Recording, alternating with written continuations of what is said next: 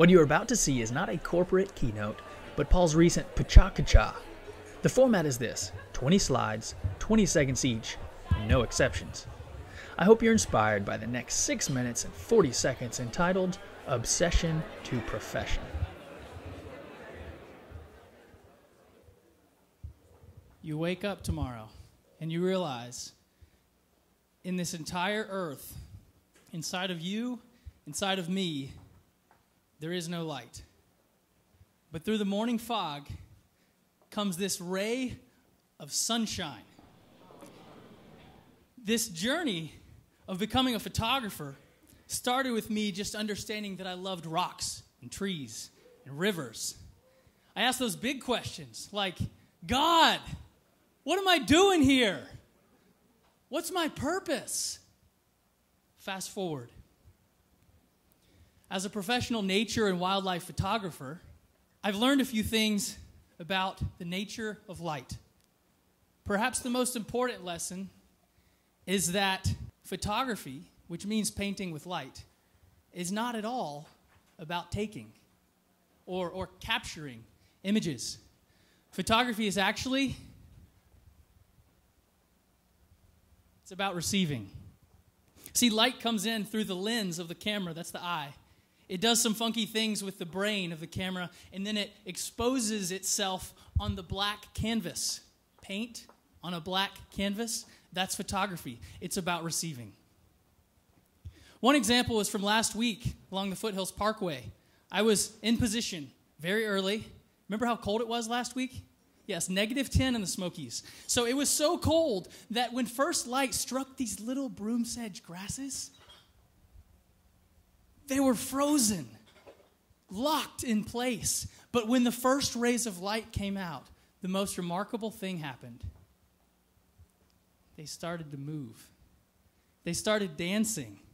And these little vents of steam started coming off the grasses. It's as if the presence and the warmth of the light set them free to dance. That's cool. I went just an hour later up the Laurel Creek, and I knew there was something in this scene. It was beautiful. And you say, no, it's not, Paul. But in there, if you have the right lens, you're going to see it. So I went up the creek just a little ways, and I was looking. There it is. There was in the shade, the blue, cold shade. There was this shimmer of reflected light, this warmth that blushed into the countenance of the stream.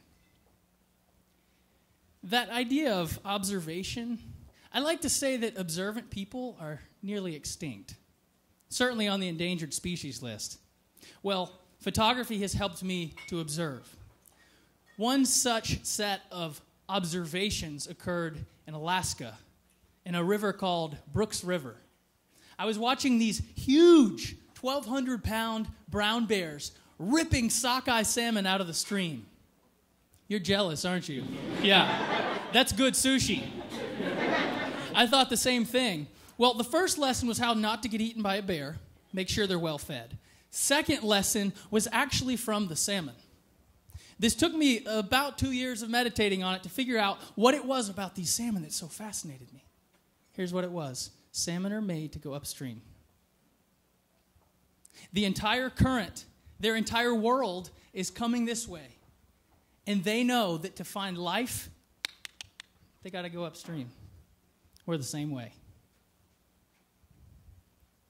After college, I got to journey to a land called Patagonia. Who knows Patagonia? No, not the clothing company, the country. I tricked somebody. No, not a country. It's a region in South America on the southernmost tip. One particular morning I will never forget. Our new Israeli friends were playing the harmonica, and it was echoing through the canyon. It was amazing. So I opened the lens long before sunrise and started to expose the light that was there. But by accident, the light I was carrying registered on the film, and yet I was nowhere to be seen in the shot. Wow. There's a vision for your life. So when we came home, we decided to hold an adventure presentation in the brand new Square Room in downtown Knoxville. It had opened that month, and we said, could we just leave the doors open a little late that night and maybe have some friends come in? Well, 150 people showed up, and I got to share these great lessons about light and about our adventure. A few people said, would you take me to Patagonia? And I said, sure.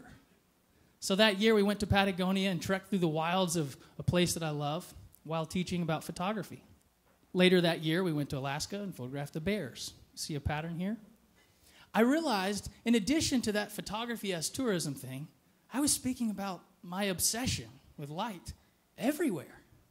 This was a shot from London where I was speaking at the Wild Photos Conference, and there are these National Geographic editors and everything, and I'm incredibly underqualified.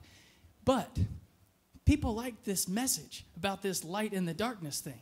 So I said, perhaps there's a business in there. So once again, we gathered some friends and family. This was a very close event in which I had mentors that had helped me along this long adventure, this long journey.